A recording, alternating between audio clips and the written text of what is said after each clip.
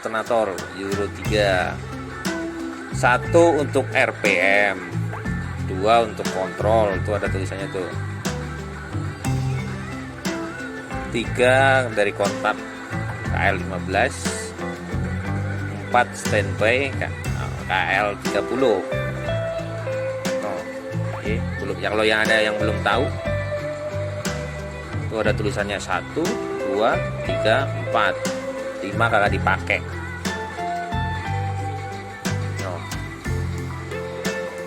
Wujudnya bro, nah ini bos,